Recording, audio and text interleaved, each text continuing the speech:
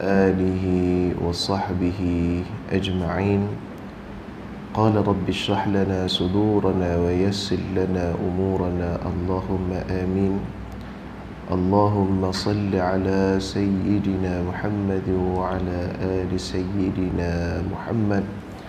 أما بعد، نوينا التعلم والتعليم والتذكر والتذكير والنفع والانتفاع والإفادة والاستفادة والحث على تمسك بكتاب الله وسنة النبي صلى الله عليه وسلم ودلالة إلى الخير والدعاء إلى الهدى ابتغاء مرضات الله وقربه وثوابه. آمين آمين يا رب العالمين. الحمد لله ثم الحمد لله. Syukur pada Allah Subhanahu wa Ta'ala, pada pagi ini dapat lagi untuk kita sama-sama menghirup udara yang segar serta melakukan ta'abbud kepada Allah Subhanahu wa Ta'ala.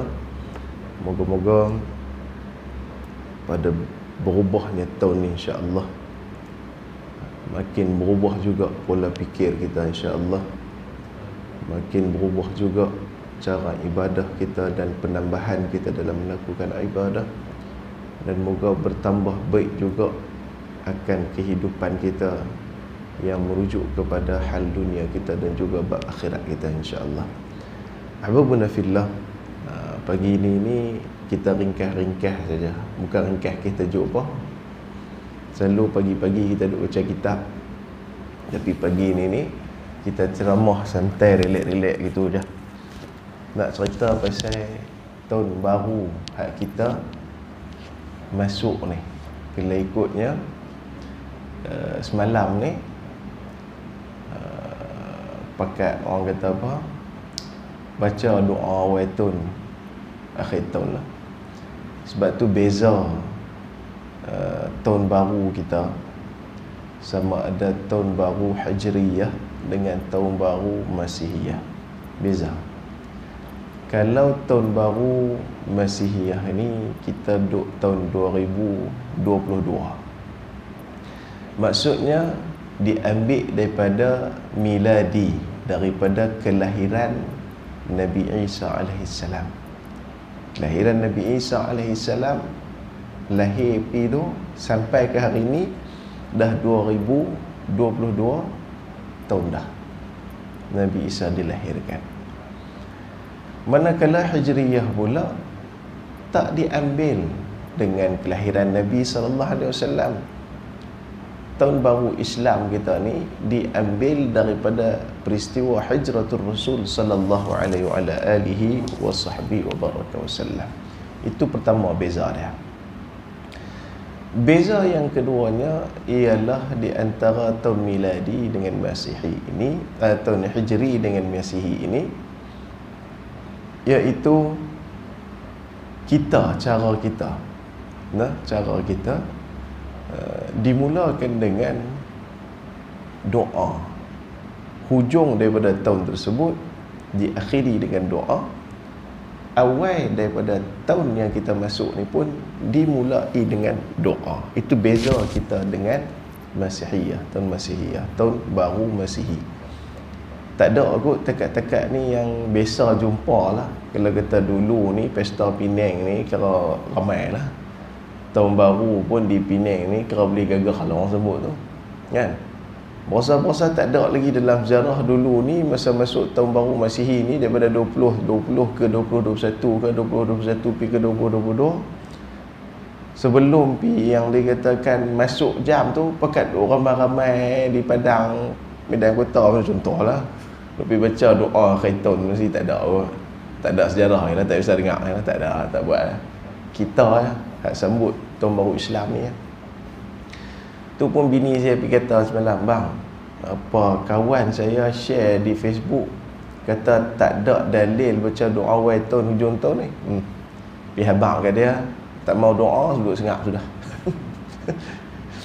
Tak mau doa duduk sengap sudah. Tok saya duk pergi gatal lah, duk main habaq kata tak ada dalil ke, Nabi tak pernah buat ke. Tok saya duk semang derah lah.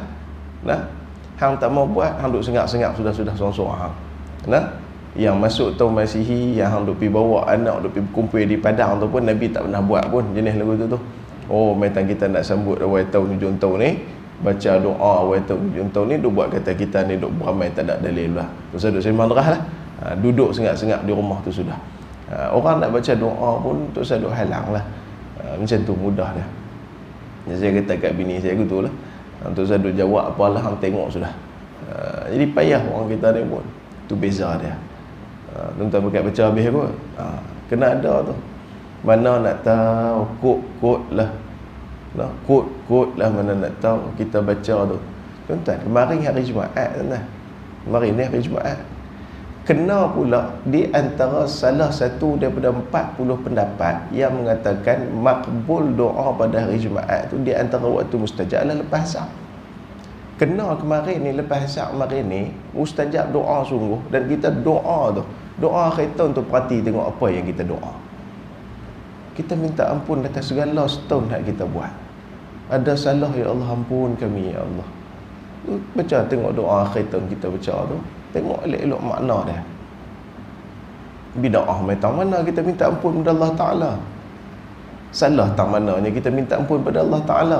Oh, salah pasal menetapkan waktu. Siapa kata lagu tu? Nabi Muhammad SAW, dia menetapkan waktu dalam ibadat. Tak ada masalah apa. Setiap hari Sabtu Nabi akan ziarah Masjid Quba. Setiap hari Sabtu. Oh, tu tak boleh. Itu Nabi, kita bukan Nabi. Kalau nak kira lagu tu semua hak Nabi buat, kira kita nak boleh buat hak semua Nabi buat, kita jenuh lagu tu. Ni ada benda hak Nabi buat, kita tak boleh buat pun. Nikah 15 orang, hang boleh buat Fazul? Dia sembang derah apa? Oh, semua hak Nabi buat kita kena buat. Sat dulu, tak semestinya semua Nabi buat hak kita kena buat. Tak boleh. Nabi sembahyang duha wajib bagi Nabi. Tekak-tekak lah ni sembahyang duha berapa rakaat dah buat tiap hari. Sebab tu kena bagi faham betul-betul. Kena makbul doa waktu kemarin kita baca doa akhir tahun. Allahu Rabbi ya salam. Allah ampun dosa kita. Allah tak tempat kita yang tempat yang sesuai. Ini besar. Doa awal tahun. Tengok doa awal tahun. Kita minta, kita puji Allah Subhanahu Wa Taala. Kita minta, ya Allah, masuk tahun baru ni masuk dalam keadaan elok dan sebagainya. Bahkan juga semalam ni, siapa yang buat di antaranya ialah meminum, orang kata apa, susu putih. Yang bukan susu perasa coklat ke strawberry wadak ni, susu putih ni.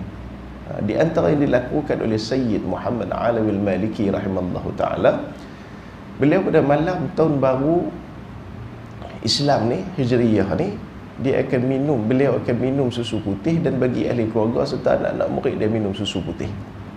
Dan dibacakan ketika mana minum tersebut, Allahumma barik lana fihi wa zidna minhu. Ya Allah, berkatikanlah kami pada susu yang kami minum ni, wa zidna minhu, dan tambahkan lagi kepada kami kebaikan daripada susu ni. Pasal apa diminum hal tersebut pada malam tahun baru? Tafa'ulan, optimis ataupun sangka baik kepada Allah Subhanahu Wa Taala. Ya Allah, seperti mana kami minum susu putih ni, yang sifat dia putih ni, maka putihkanlah juga segala kebaikan amalan yang akan kami lakukan pada tahun depan. Bersihkanlah juga, elokkanlah, putihkan juga, bersihkanlah elok juga akhlak-akhlak kami, hati-hati kami. Tafa'ulan, kita sangka baik, optimis dengan kita buat tu. Allah serupa kita lah. Kita bangun-bangun pagi tu, tata tengok sembahyang subuh awal. Selalu subuh lambat. Matang hari ni subuh awal ni, boleh pula main du surau main ni. Bahasa-bahasa ni tanda baik ni pada hari ni. Sama juga. Keluar tengok, ataupun pagi-pagi tu tengok berita baik sampai dah. Oh, cara ni hari ni elok ni. Sangka baik atas permulaan itu. Adakah berdosa? Tak ada berdosa apa. Kita atas sangka baik kepada Allah Subhanahu Wa Taala. Dalam hadis kursi menyebutkan, ana 'indi zanni 'abdi bi. Aku ini bersama sangkaan baik hamba-Ku, sangkaan pada hamba-Ku kepada aku. Kalau hamba-Ku sangka baik kepada aku, maka sangkaan baik itulah yang akan aku bagi dekat dia. Tapi kalau dia sangka buruk ke aku, kata Allah Ta'ala, maka hal buruk tu juga aku bagi kat dia. Sebab tu kena beringat. Maka tafa'ulan, sangka baik, optimisnya para alim ulama kita dahulunya dengan minum susu putih pada malam tahun baru. Ni pun cerita ni kalau duk orang hak tak apa nak faham doa buat tahun hujung tahun depa kita bidah tambah duk minum susu malam raya pula tahu parit kan. Lagi dia kata tak ada asas benda ni, duk pergi mengarut apa-apa, hampa duk kata tok guru apa. Orang puak jenis lagu ni memang tak suka dah buat lagu mana pun salah lah. Jadi kita tak mahu lagu tu. Itu di antara adab ataupun cara kita masuk tahun baru. Yang ketiganya beza tahun baru Masihi, tahun baru dengan tahun baru kita Hijriyah ni. Kita ni masuk tahun baru tak gaduh nak pergi cucuh mocon. Tak ada lagi dalam sejarah, tak tahu tekat-tekat lah ni tak ada lagi lah majlis agama ataupun pejabat agama hak saya tengok sambut tahun baru Islam duk pergi cucuh mocon. Tak ada lagi tekat lah ni. Tak ada lagi duk buat kerja lagu tu. Pasal beza tahun baru hak ni ke Allah bukan tekat cucuh mocon. Macam duk kata belajar jadi budak-budak lain pula. Pasal apa? Pasal duk belajar kira 10, 9, 8. Besar dah umur kat 70 belajar kira apa hari dah tengah padang. Itu beza kita dalam sambut tahun baru. Baik, bila kita sambut tahun baru Hijriyah 1444 ni, 1444, oi nombor tak apa nak kenal 1444 Allahu Akbar. Dia ambil bersempena dengan tahun hijrah Nabi sallallahu alaihi wasallam. Tahun hijrah Nabi. Pasal apa tak ambil sopa orang-orang Kristian dulu ni ambil hari lahir Nabi Isa alaihissalam? Pasal apa tak ambil ke tu? Beza tu kata beza. Dan orang yang mula-mula meletakkan penetapan tahun Hijriyah ni ialah Sayyidina Umar radhiyallahu an. Sayyidina Umar yang mula buat kalender ni. Sayyidina Umar yang mula buat kalender ni. Tu yang duk kata tadi ni semua hak Nabi buat tak boleh buat tu. Zaman Nabi tak ada Hijriyah, kalender Hijriyah ni tak ada. Nabi tak ada. Sayyidina Abu Bakar tak ada. Sayyidina Osman baru buat kalender. Kalender ni main dekat mana? Orang bincang. Zaman Sayyidina Umar bincang. Ada yang bagi pendapat kita buat masa buah hari Nabi lahir lah. Dia kata Nabi lahir, kira lagu tu Masihi sama dengan kita Masihi duk ikut Nabi tak terima. Oh kalau lagu tu kita terima, kita kira ambil hari Nabi mula kena belah dada. Ish, tak apa nak kena juga. Tanya lagi cadangan lagi. Kalau lagu tu kita ambil masa Nabi naik jadi Rasul, umur 40 tu, tarikh berapa tu kita ambil tarikh tu mula tahun kita. Ada qilul qal juga. Banyak cadangan. Ambil daripada kira Nabi naik Isra' Mi'raj, ambil pakai cadangan belakang. Last sekali cadangan yang diguna pakai oleh Sayyiduna Umar Al-Khattab radhiyallahu an, iaitu diambil akan tarikh Islam tanpa tarikh tahun Islam kita ni bermula daripada tarikh Hijratul Rasul sallallahu alaihi wasallam, Nabi hijrah. Nabi hijrah kita ambil tarikh tu. Sampai kelar ni dah 1444 tahun dah Nabi hijrah. Dan hijrah ini peristiwa yang sangat besar. Besar sungguh peristiwa hijrah ni. Kira tukar terus daripada keadaan dakwah sirriyah kepada dakwah jahriyah kepada dakwah secara global ni. Hijrah ni. Dulu Nabi duduk di Makkah nak semayang pun payah. Para sahabat telah lah awal-awal tu, bukan tekat nak semayang, nak tunjuk diri kita Islam tu pun tak berani. Bukan tak berani kerana takut, tak yakin dengan Allah Ta'ala, dah. Tapi memang tempoh masa tu tengah orang duk ni kita, jangan duk pergi cari pasal. Tengah orang duk benci kita, jangan duk pergi cari pasal. Tengah orang ada sentimen-sentimen yang lagu tu, jangan duk pergi timbul benda-benda yang pelik yang menyebabkan orang kuih geram kat kita. Tengok contoh baru ni. Hak duk pergi hina Nabi tu, hak duk pergi hina Islam tu. Hang hina tu tak kena masa. Walaupun masa-masa lain pun hang tak boleh hina. Tapi bila hang duk hina masa orang Melayu ni semua darah panglima apa nama mak kilau duk dalam diri kan, hang duk pergi hina Islam masa tu, hang duk pergi hina Nabi masa tu, hang cari mampu. Puak tu sat dia pergi kutip lagi dia pergi cap muka. Berkicap muka tuan-tuan. Pasal kes, bukan kes kecil. Hina Nabi, hina Islam ni benda besar. Tapi sebelum ni, masa duk hina sebelum ni, orang lena. Umat Islam ni duk lena. Bukan nak jadikan kita, menjadi pun tang lain. Bukan orang kita.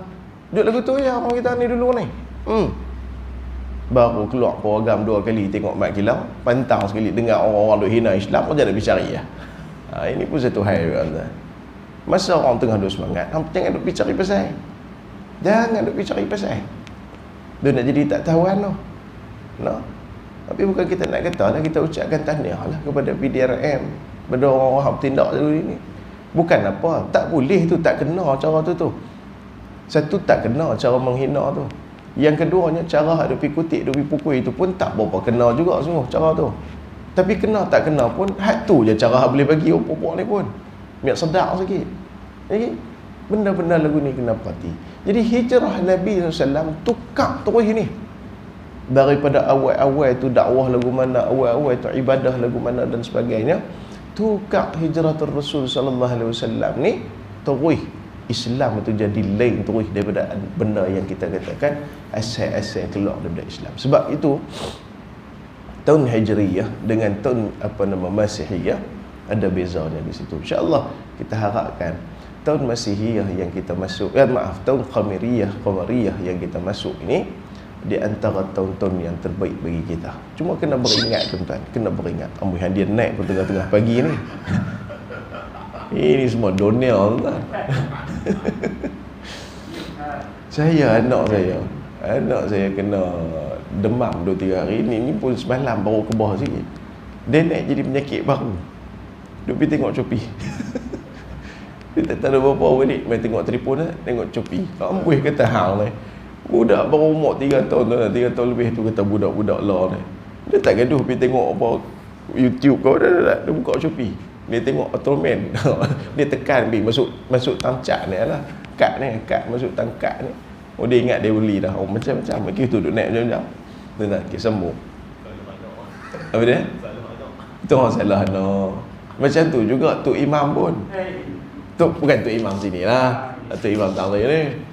Ada satu orang Tok Imam tu, Tok Imam tua lah kan? Tengah-tengah semayang dengar bunyi lagu pula, bukan kata lagu tak selono, dah lagu Doraemon, ang imam tengah duk jadi imam ni. Habis Assalamualaikum Allah cucu main Nabi Abang lagu tu kan. Allah, Tok Imam pun kan lagu tu lah. Jadi sambung balik tuan. Kita ni bila tahun baru ni, itu benda yang kita ambil daripada hijratul Rasul sallallahu alaihi wasallam, benda besar. Baik, sikit saja saya nak kongsi lah tuan-tuan.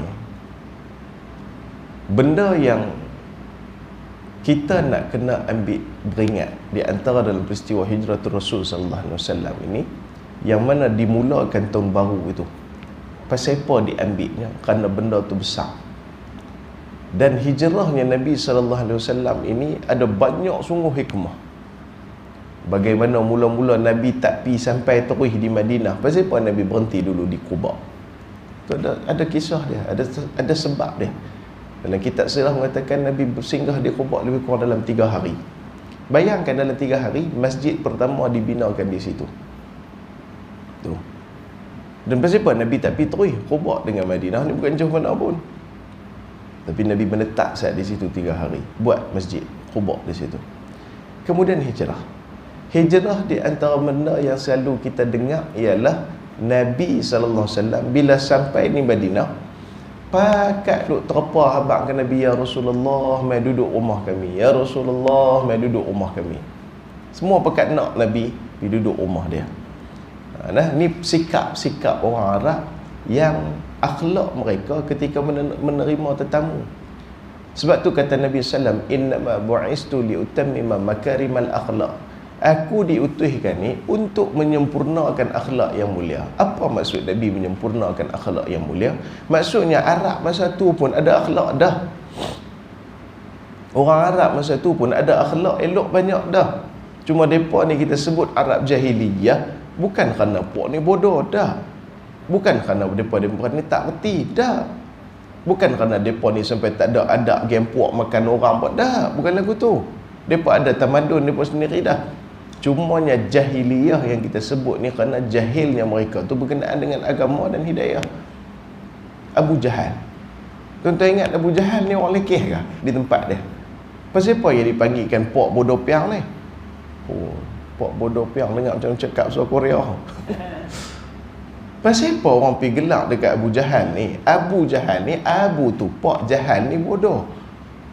Pasal apa orang pergi gelak dia dengan bapak jahil ni, bapak bodoh ni? Adakah dia bodoh sungguh? Dah. Adakah dia ni jenis orang rempang, tak tahuan, tak ada ilmu? Dah. Abu Jahal ni pun di antara kepimpinan masyarakat ketika itu, pembesar-pembesar Mekah ketika itu. Tapi pasal apa Nabi pergi gelak dia ni dengan Abu Jahal? Pasal apa orang Islam pergi gelak dia ni dengan Abu Jahal? Pasal dia ni bapa bagi segala kejahilan. Hak duk ada depan mata ni, Nabi ni hang kenal daripada kecil. Hak Nabi duk ajak Islam ni, hang tahu perangai Nabi ni baik daripada kecil. Hang bodoh, tak reti, tak cerdik ni, bila hang tolak Islam tu dalam keadaan terang benderang cahaya tu duk ada depan mata.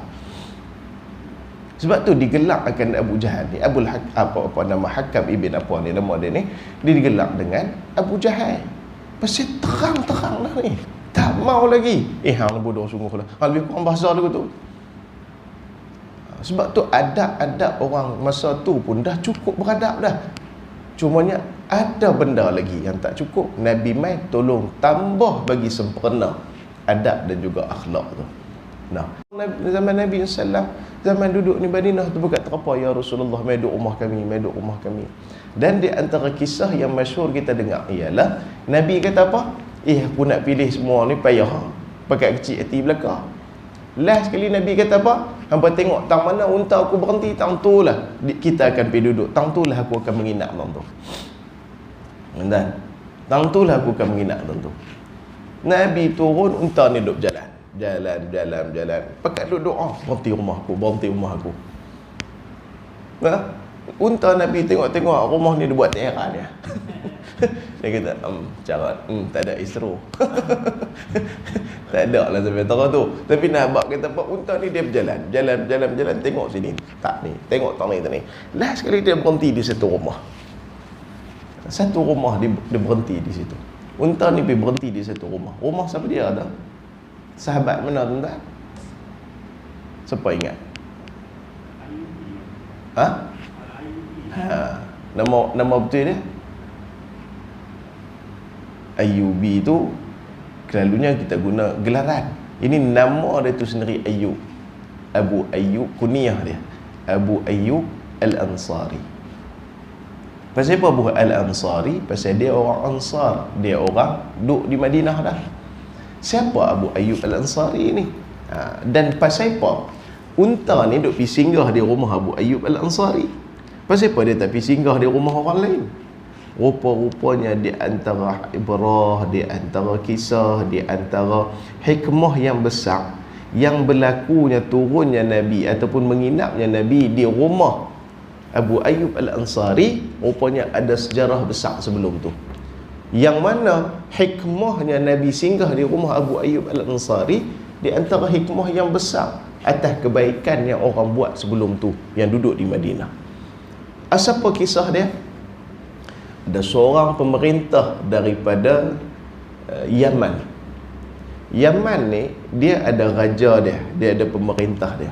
Contoh macam kita lah, nama yang pemimpin kepada orang Yaman ini, nama dia itu Sa'ad ibn Ma'di.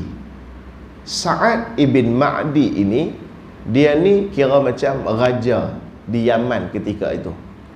Dan raja-raja ketika itu yang duduk di Yaman digelar sebagai Tubba. Digelar sebagai Tubba. Macam kita, kalau kita tahu kata orang di Kedah panggil apa? Pimpinan apa nama di Kedah? Orang panggil Sultan. Okey. Di Penang, hak kepimpinan di Penang orang panggil apa? TYT. Kan nama berbeza tu. TYT. Ada setengah tak panggil sultan, ada setengah tak panggil TYT, panggil raja. Boleh. Di negara Mesir, orang tak panggil sultan, orang panggil raja di sana Firaun. Firaun itu bukan nama. Firaun ni gelaran bagi raja yang duduk di sana. Contoh nama apa? Tutankhamun. Kita menjemput Firaun Tutankhamun untuk merasmikan surau kita. Tak ada lah surau. Contohnya merasmikan apa-apalah tempat macam tu. Firaun itu gelaran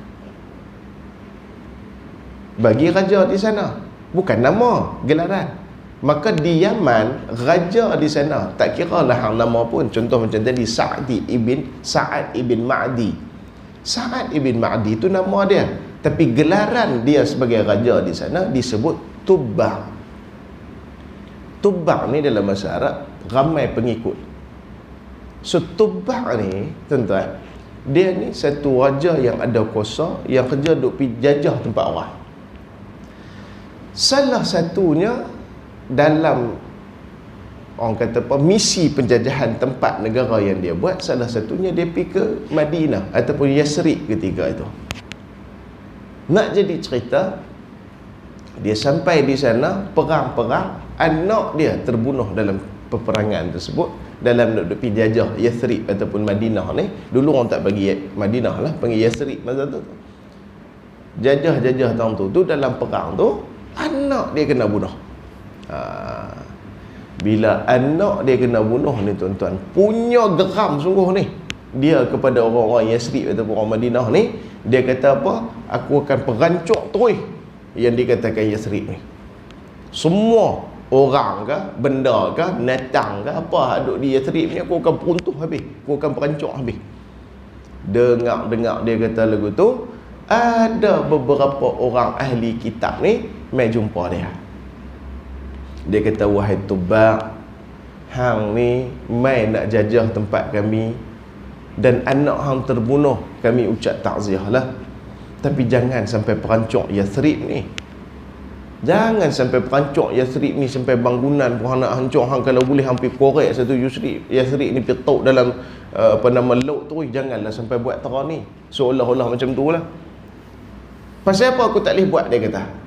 Dia kata dalam kitab kami, Yasrib ni, ahli kitab ni kata apa? Yasrib ni akan didatangi oleh seorang Nabi akhir zaman. Dia akan duduk di sini. Maka kalau hang perancuk tempat ni, maka hang telah bercanggah dengan apa yang ada dalam kitab suci ni. Bila dia dengar lagu tu, dia kata, cerita lagi kat aku pasal Nabi akhir zaman ni. Cerita. Lah kali beriman dia, masuk Islam dia dengan syariat Nabi pada masa tu. Tu dakwah tu. Tubbaq ni akhirnya masuk Islam. Bila Tubbaq ni masuk Islam, akhirnya duduk tengah Islam, mengaji Islam, belajar Islam, mengamal Islam. Lah kali dia pergi tanya pula di kitab ni juga. Dia kata, boleh tak aku nak pergi jumpa Nabi akhir zaman ni? Dia mai lagi. Dia ni tak mai lagi. Dia ni tak muncul lagi, Nabi akhir zaman ni. Siapa? Nabi Muhammad je lah. Dia tak muncul lagi. Bila tak muncul lagi, dia kata tak apa, kalau gitu kita tunggu. Tunggu, tak ada juga. Tunggu lagi, tak ada juga. Last sekali apa jadi? Tubbaq ni punya teringin nak jumpa Nabi Muhammad, punya teringin yang dikatakan nak berjumpa dengan Nabi akhir zaman ni. Last sekali dia buat apa, tuan-tuan? Dia tulis surat. Dia tulis surat ke Nabi. Tempoh ni, kisah ni berlaku 100 tahun lebih sebelum Nabi main ke Madinah Munawwarah, ke Yasrib. Dia tulis surat ke Nabi. Dia cetak 10 cetakan. Dia lantik pula Zaid ibn Kulayb untuk jadi pemerintah Madinah ataupun Yasrib ketika tu. Dia pesan, dia kata apa? Wahai Zaid ibn Kulayb, hang akan jadi pemerintah Yasrib, dan aku bagi kepada beberapa orang ahli kitab surat yang aku nak kirim pergi ke Nabi akhir zaman ni. Kalau hampa jumpa, hampa kena bagi surat ni dekat Nabi ni. Kalau kata hampa mati, hampa kena bagi ke anak hampa pula. untuk dia, kalau dia jumpa kena sampaikan. Kalau anak hampa mati, suruh pesan ke cicit pula, sampai keturunan hampa ni jumpa Nabi, bagi kat dia surat ni. Tubak ni dia tulis surat, dia teringin jumpa Nabi, dia tulis surat untuk nak ni Nabi SAW. Akhirnya tuan-tuan, mati dia, meninggal dia Tubak ni. Bila meninggal Tubak, mai anak dia waris kepada anak dia. Anak dia semua lah pekat ni, yang mana duk pegang surat tadi ni, bila mati pun dia waris kepada anak. Nak jadi cerita tuan-tuan, apa hikmah Nabi sampai di Madinah, singgah di rumah Sayyidina Abi Ayyub Al-Ansari? Rupa-rupanya hikmah besar di antaranya ialah yang dia berhenti, Allahumma salli alaihi wasallam, yang Nabi Muhammad sallallahu alaihi wasallam berhenti di rumah tu, yang unta tadi ni berhenti di rumah tu, dan rumah tu kepunyaan Abu Ayyub Al-Ansari. Rupa-rupanya Abu Ayyub Al-Ansari ni salah seorang pemegang surat yang ditulis oleh Tubak tadi. Siapa dia Abu Ayyub Al-Ansari? Dia adalah anak kepada Zaid ibn, apa tadi saya sebut tadi, siapa ingat?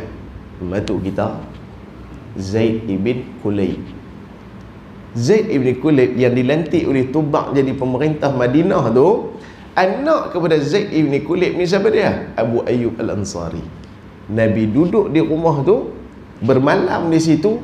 Abu Ayyub Al-Ansari ni buat keluar surat, ya Rasulullah, ini surat daripada Tubak kepada engkau ya Rasulullah. Allah ya salam. Aku ambil daripada pak aku, pemerintah di sini, untuk sampaikan kepada kamu wahai Nabi Muhammad sallallahu alaihi wasallam. Dia pun Nabi Muhammad sallallahu alaihi wasallam pun buka surat, baca-baca, ya salam. Dia beriman dengan aku sebelum mai ni aku ke sini lagi. Maka Nabi berasa kagum dengan Tubak ni. Kenapa? Dia asal nak perancuk Madinah, nak perancuk Yathrib. Lah kali masuk Islam teringin pula jumpa Nabi. Dia tak ada jumpa Nabi, dia tulis surat untuk bagi ke Nabi. Nabi baca surat tu, Nabi kagum kepada Tubak ni. Nabi doa kepada Tubak ni tuan-tuan. Allah. Tu hikmah pasal apa Nabi berhenti di rumah Abu Ayyub Al-Ansari di antaranya. Tu dia tuan-tuan, sampai tahu tu. Abu Ayyub Al-Ansari ni pula rumah 2 tingkat. Itu selesai satu bab. 7.14 sikit sama tembung sikit boleh no.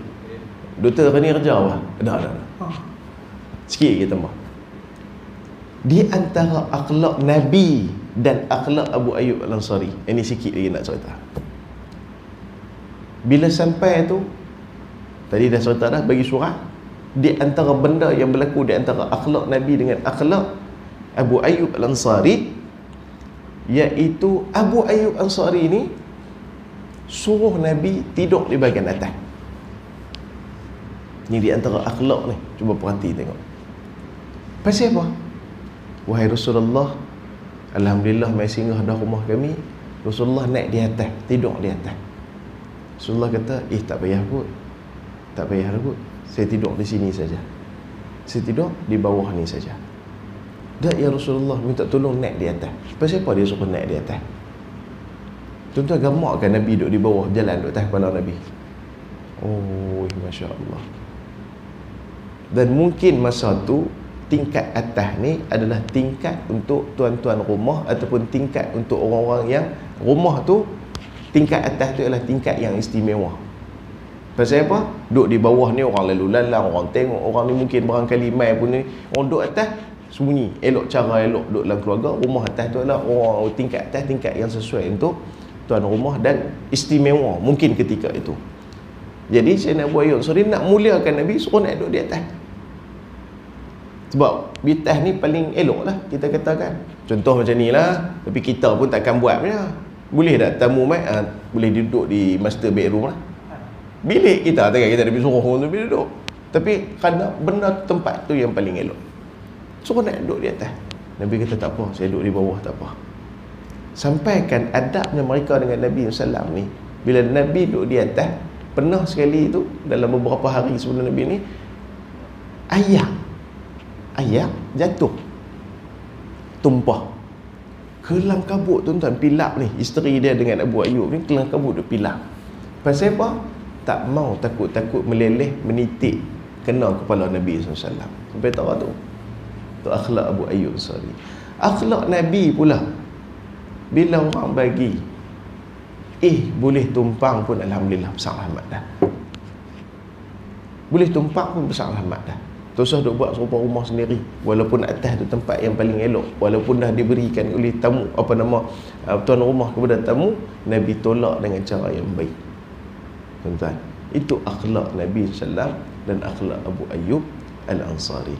Sebab tu tuan-tuan berhati Allah sekalian, dalam peristiwa Hijratul Rasul SAW yang kita ambil sebagai permulaan bagi tahun baru Islam kita ini, padanya sejarah yang sangat-sangat besar. Macam tu bak tadi ni, nak bak apa tuan-tuan? Di antaranya, baik hak kita buat lah ni, kalau kena gaya, orang hak lepas kita pun akan tolong doa mereka kita, manfaat tu akan sampai ke kita. Contoh macam kita cerita Mat Kilau. Mat Kilau dia mati tahun 1960 lebih kah? Kita tak silap saya. Berapa puluh tahun dah mati. Cerita dia baru ada baru ni. Pakat tengok sebelum cerita dia pada tulis tu Al-Fatihah. Bayang tengok berapa ramai dia baca Fatihah sedekah pergi kat dia. Berapa ramai tengok yang pergi doa dekat dia. Itu kebaikan-kebaikan yang dia lakukan.